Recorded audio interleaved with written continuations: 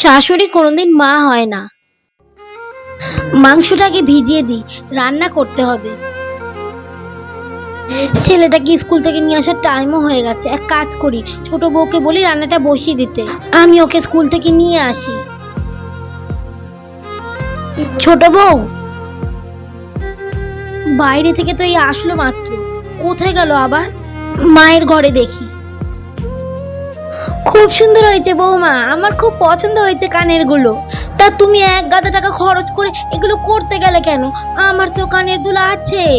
মা, আপনার কানের দুল তো অনেক বড় বড়, ওগুলো তো আপনি বাড়িতে পড়তে পারেন না। আপনার কান তো খালি থাকে, তাই ভাবলাম আপনার জন্য ছোট কানের দুল নিয়ে যাই, যাতে আপনি সবসময় পড়তে পারেন। তুমি কত চিন্তা করো বৌমা আমায় নিয়ে।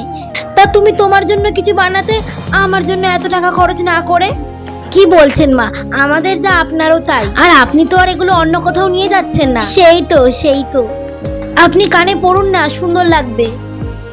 না না বৌমা, পরবো খন, এখন তুলে রাখি, পরে পরবো। তুমি কত টাকা খরচ করে আমার জন্য এটা ওটা বানিয়ে নিয়ে আসো, কত শাড়ি নিয়ে আসো। আগে বড় বৌমাও দিত, কিন্তু এখন কি হয়েছে, ইদানিং আর দেয় না। ঠিক আছে মা, আমি দেখি ওখানে বড়দি কি করছে। ঠিক আছে বৌমা, তুমি যাও। বড় বৌমা মনে হয় এখন ছেলেটাকে আনতে যাবে। যাও তুমি গিয়ে দেখো।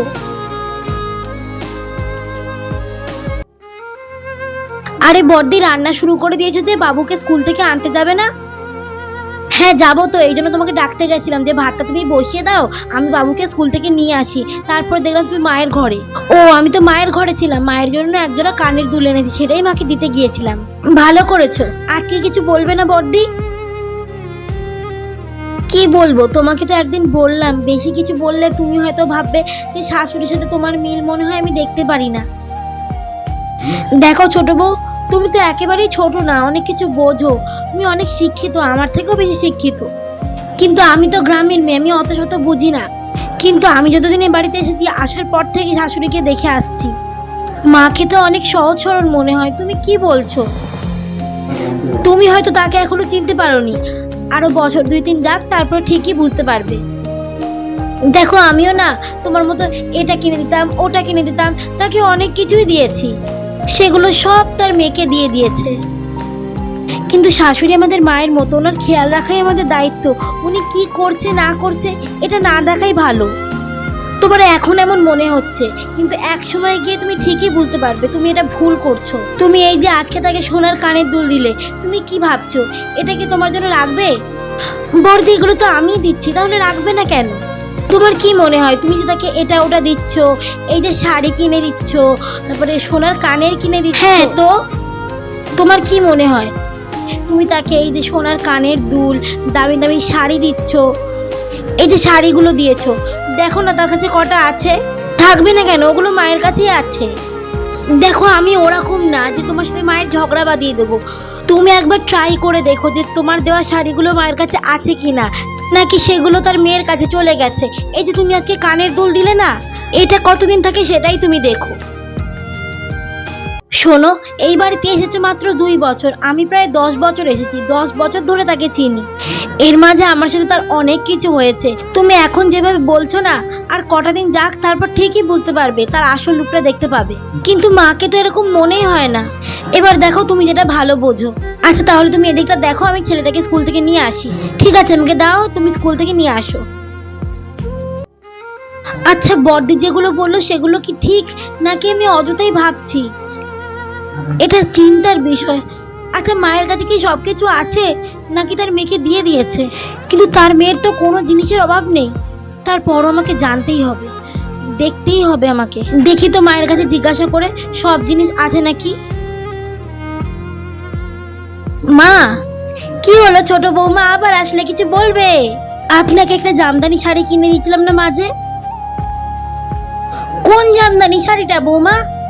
কি বলছেন মা, ওই শাড়িটা 12,000 টাকা দাম নিয়েছিল, ভুলে গেলেন? 12,000 টাকা দিয়ে জামদানি শাড়ি? ও হ্যাঁ হ্যাঁ, ওই দামি শাড়িটা সেদিন এনে দিলে, ওইটা? হ্যাঁ হ্যাঁ মা, বলছে ওই শাড়িটা আমার একটু দিন না, ওটা রাত্রিবেলা পরে আপনার ছেলের সাথে ঘুরতে যাব। মানে বৌমা, ওই শাড়িটা তো তোমার ননদ নিয়ে গেছে, কিন্তু বোনের তো জামদানি শাড়ি আছে অনেক। হ্যাঁ, ওর তো আছে অনেক জামদানি শাড়ি। দেখো তো ওর জামাই কিনে দেয় 20,000 25,000 অনেক দামি দামি জামদানি শাড়ি, কিন্তু ও বলছিল ওর কাছে ওই কালারের জামদানি শাড়িটা নেই, তাই বলছিল নিয়ে যাবে। আমি বললাম হ্যাঁ তাহলে নিয়ে যা।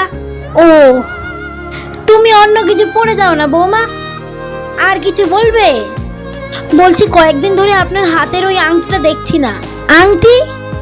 কেন, আপনাকে যে মাঝে একটা আংটি বানিয়ে দিয়েছিলাম? আমার তো মনে নেই, কবে দিলে আংটি? কি বলছেন মা? ও, ওই আংটিটা?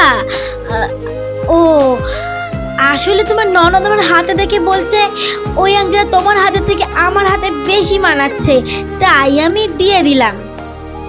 কিন্তু বোনের তো কোনো কিছুর অভাব নেই। আসলে বোঝোই তো, একটা মাত্র মেয়ে, ওই জন্য ওরকম বায়না করে। হ্যাঁ, ওর জামাই অনেক কিছুই কিনে দেয়, তারপরে বোঝোই তো মা বলে কথা, মায়ের কাছে একটা আলাদাই আবদার থাকে। ঠিক আছে বৌমা, তুমি যাও, সারাদিন অনেক কাজকর্ম করেছো, এখন যাও গিয়ে রেস্ট নাও। ঠিক আছে। না, বর্দি যা বলেছিল ঠিকই বলেছে। আর এত ভাবাভাবি করে কি হবে বলো তো ছোট বউ? বর্দি তুমি, আমার কথা ঠিক হলো তো? বুঝলো তো এবার? শাশুড়ির কাছে ছেলের বউদের ভালো হয়ে কোনো লাভ নেই, বুঝেছো? কিন্তু আমি একটা জিনিস বুঝতে পারছি না। কি বুঝতে পারছো না বলো তো? দেখো, আমাদের ননদের তো অনেক আছে, তার গয়না গাটি শাড়ি চুড়ি কোনো দিক দিয়ে কোনো কিছুর অভাব নেই, তারপরও কেন এরকম করে? আর মাই বা কেন দেয়? আরে এগুলো হলো স্বভাব। আসলে আমাদের শাশুড়ি তার মেয়েকে এতটাই ভালোবাসে যে ছেলের বউ ভালো হলেও তাকে কিছু দেবে না। ঠিকই বলেছো, শাশুড়ির কাছে বেশি ভালো হওয়ার দরকার নেই।